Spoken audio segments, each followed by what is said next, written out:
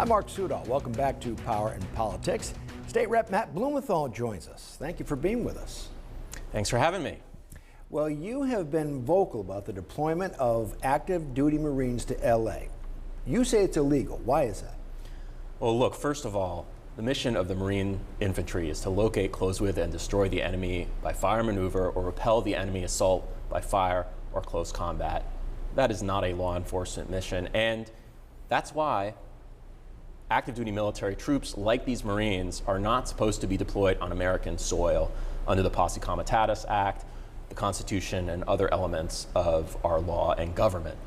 Ultimately, people signed up to the Marines, like I did, I was a Marine infantry officer, to defend our country against its enemies, not to police its civilians on American soil.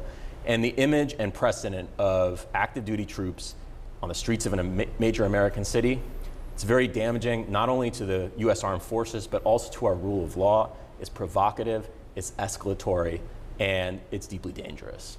Now, of course, depending on the temperature of the country, is this going to continue, you think, or?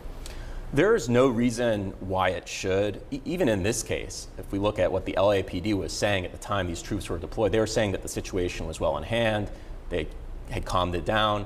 They were commending most of the protesters for being peaceful. So this move was deeply provocative by the president. I think, frankly, it was aimed as a distraction. He was looking for an excuse to escalate the situation, and that's deeply dangerous and damaging to the country. There is no reason to see these sort of troop deployments, and I'm really hopeful that we won't see them in the future. We have to resist them by every legal means necessary. Now, back here at home, the governor just reappointing Marissa Gillette as the head of Pura. Is she the right person for that job? What do you think? Well, I think it's less important to talk about the personalities and more important to look at what Pura can and should be doing and what she's been doing in this role. The utilities have been complaining loudly about how she's too hard on them, how she's been denying their rate hikes or cutting their rates when they're seeking to increase our electric bills. Look, if that is interference or bias or being too hard on them, I think Connecticut residents deserve more of it.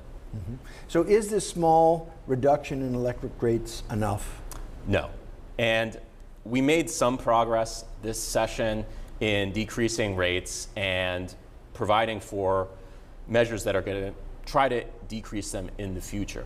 But we have to take more institutional, long-term, stronger action to prevent rate increases and decrease our rates in the future. We have to get more energy into Connecticut. We have to make sure that the institutions and agencies that are supposed to check the utilities and vet all their rate hike requests are doing their jobs, have the powers, the resources, the backbone to stand up for the people of Connecticut against these increases to our bills. Now, the governor just vetoed that affordable housing bill, been very controversial. Where do you stand on this bill and what can be done? So housing is one of the biggest sources of unaffordability here in our state. It's one of the biggest impediments to business growth.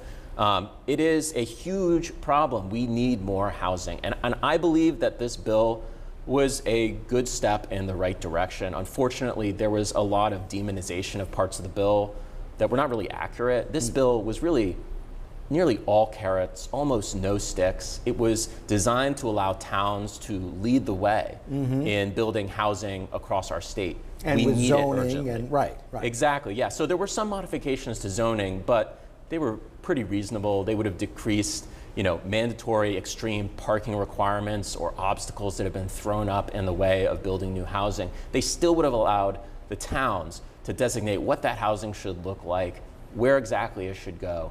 I thought that this bill was a step in the right direction. That's why I voted for it. So what passed this session that you are happy about?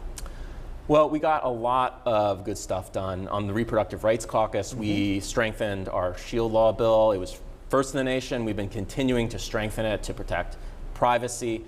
We passed measures to protect emergency care for individuals, for reproductive health care across the state, especially with the federal government indicating that it's not going to enforce some of these laws. We expanded access to the ballot.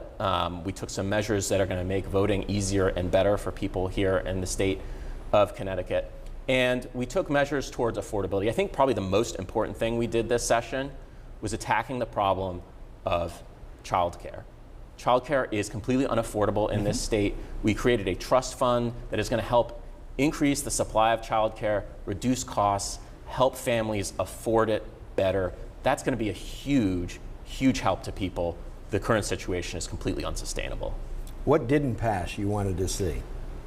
Man, I think there's always... We don't have that much time. I know. There's always a lot of things that get left on the cutting room floor, unfortunately. Yes, right. I think for the future, I'm looking forward to enacting absentee voting for all in this state. Yep. The voters spoke on it this past fall, and they said, that's what we want. We want the ability to vote absentee if we're eligible, regardless of our reasons. And I think it's incumbent on us to implement that as soon as possible. I'm looking forward to doing that in the upcoming session. So in the 2026 elections, everyone who wants to will be able to get an absentee ballot and vote that way, so long as they're eligible to vote more broadly. Yeah.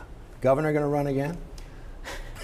Look, I don't pretend to know what the governor is going to do.